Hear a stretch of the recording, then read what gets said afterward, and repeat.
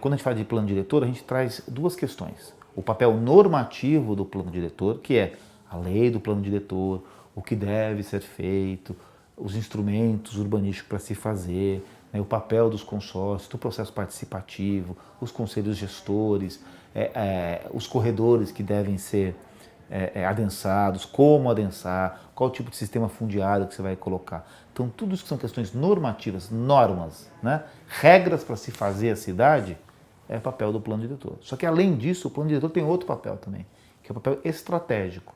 Que cidade que se quer e como eu alcanço essa cidade. Então, fazer um balanço entre estratégia e norma é fundamental. Hoje o debate está muito mais no campo normativo do planejamento do que no campo estratégico. Os instrumentos normativos já estão criados, estão criados faz tempo.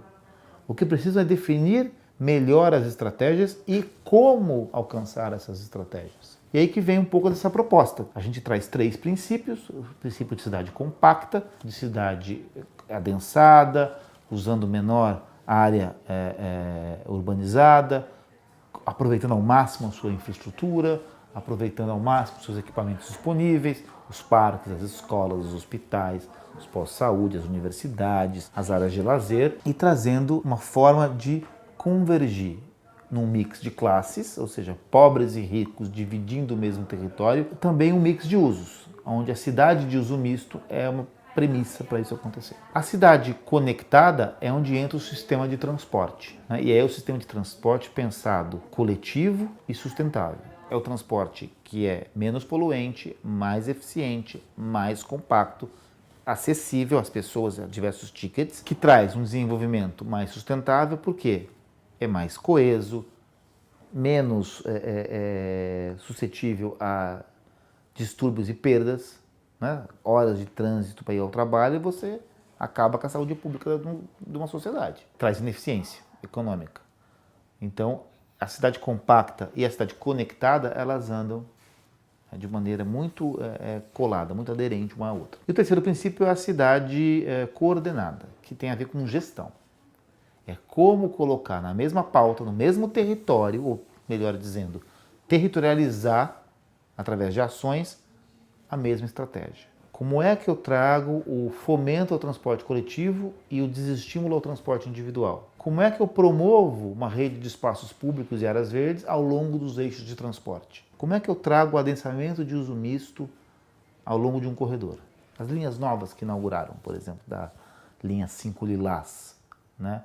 Ou as estações da linha 4, ali em Higienópolis, Mackenzie, que recém inaugurou, ou até mesmo a Faria Lima, né, a Butantã. Você tem ali uma demanda criada pelo transporte, né, um investimento pesado do Estado, e que o solo ao redor dela não está completamente adequado, né? O exemplo de São Paulo e seu plano diretor trouxe ali uma série de premissas e de estratégias para adensar esse uso do solo, né? Só que mesmo com essas estratégias, muitos proprietários de terra ou empreendedores se negam a fazer esse adensamento coordenado ou em consonância com o tempo do transporte, gerando especulação imobiliária. Então, uma das questões que a gente traz é como é que a gente combate essa ociosidade. Uma sugestão que a gente poderia falar de primeiro é instituir o IPTU progressivo. São Paulo já fez isso, está no seu 3º ano de IPTU progressivo, né? A gente já tem alguns imóveis que já aumentaram a alíquota em 15% a 20%. IPTU progressivo a gente taxa mais os imóveis ociosos que se negam a empreender, né? E aí entende o que é imóvel ocioso. Ele pode ser um imóvel vazio, ele pode ser um imóvel subutilizado, ele pode ser um imóvel desocupado. Um edifício que está vazio e está lá especulando na frente do corredor Rio Branco, que foi recém-reformado, ou na frente do corredor Rebouças, né, e está especulando ali para se transformar no empreendimento futuro, ele está vazio, ele está desocupado. Ele tem que ser transformado. Então ele pode ser taxado, né, até o proprietário tomar uma providência. Outro exemplo, para garantir a habitação de interesse social, existe o instrumento das ZEIs, Zona Especial de Interesse Social. Quais são os critérios de gravação dessas ZEIs, de demarcação dessas ZEIs no território? Não pode ser qualquer critério. Não pode ser também só o imóvel está vazio, grava como ZEIs. Ele tem que estar associado a essa infraestrutura. Então é óbvio que se eu estou marcando umas ex aqui, eu tenho que dizer que em volta dessas ex eu tenho que colocar escola. Ou eu tenho que ter uma escola. Por quê? Porque ao promover a habitação naquelas ex, eu tenho lugar para as crianças estudarem. Não dá para ter escola aqui a 2 km das ex. Não dá para as ex ser aqui e a 3,5 km ter o corredor de transporte. É uma estratégia. Ela não pode ser normativa. Tem que ter as ex. Não. Tem que ter aonde será para a cidade que eu quero. Associado ao corredor de transporte, então é as ex Lindeira ao DOTS. Edifícios vazios, vamos promover o consórcio imobiliário. Né? Mas não em qualquer edifício, naqueles que estão próximos dessas áreas de adensamento do corredor de transporte. Para quê? Para que eles possam ser requalificados e ocupados por habitação. O consórcio imobiliário é um instrumento da qual a prefeitura do município e o proprietário do imóvel se juntam para trazer recursos para reconstruir, ou retrofitar, ou requalificar um edifício e colocar ele de volta para a cidade, para a sociedade, recebendo aí parte habitação de mercado, parte habitação social em suas diversas faixas. Né? Como é que eu operacionalizo isso? Em qualquer lugar? Não, vamos dar prioridade. Vamos fazer políticas públicas coordenadas. E como é que você cria mix social? Diversificando o padrão de moradia. O que é padrão de moradia? Tem dois tipos de padrão de moradia, a meu ver. Tem o padrão de uso e o padrão de ocupação.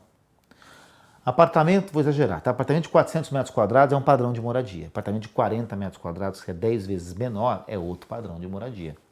Ambos podem ser para a aula da renda. Né? Eu tenho apartamentos de 28 metros quadrados nessa região da Vila Olímpica, onde nós estamos, que custam R$23 mil o metro quadrado. Não é para qualquer renda, que pese seja pequeno. São apartamentos de alto padrão. Diversificar o padrão de moradia é colocar padrões de uso e ocupação diferentes. É o mix de rendas e o mix de ocupação de uso do solo. Né? E o instrumento que melhor faz isso é a cota parte, que é a definição de um padrão máximo de ocupação em determinados territórios. A gente tem que saber balancear essas cotas e promover esse instrumento, essa normativa aí, junto aos corredores. Então, cota parte, ele tem um papel normativo, que é cumprir o número mínimo de unidades habitacionais em cada área da cidade, e um papel estratégico, que é diversificar o padrão de moradia naquela região da cidade. Então, essas duas coisas têm o mesmo instrumento, você tem que saber enxergar para que serve para a estratégia, para que serve para a normativa. Então, em relação a morar em torno do transporte, você tem essa questão do solo, que é ocioso, transforma isso em moradia, e aí para baixo custo, para baixa renda ou para mix de rendas, e diversificando o padrão, para diversas classes sociais estarem dividindo a mesma infraestrutura. A gente fala de smart cities, de cidades inteligentes, mas a gente tem que aprender a ser cidade. Isso eu gosto muito de falar, de provocar. A gente está longe ainda de ser cidade, ou seja, de compartilhar a área urbanizada da cidade, o custo da urbanização. Né? Ele não pode ser só para uma classe social ou direcionado a quem tem mais posse, ele tem que ser para todos. Se a cidade não tem condição de oferecer isso a todos, a sociedade não tem, talvez ela ainda não seja uma cidade completa. Então a gente tem que primeiro chegar nesse ponto de cidade completa, para daí sim sermos inteligentes de aprimorá-la. E a terceira questão, que é muito importante, é o financiamento. Né? Vou bater de novo na tecla do financiamento, porque às vezes a gente tem a cultura de que o querer fazer é contrário ao poder fazer. Eu quero muito fazer isso, mas eu não posso porque eu não tenho recurso. Então a gente traz essa discussão e indica alguns tipos de financiamento que são possíveis. Desde financiamentos sustentados pelas cidades, que são pelos impostos, né?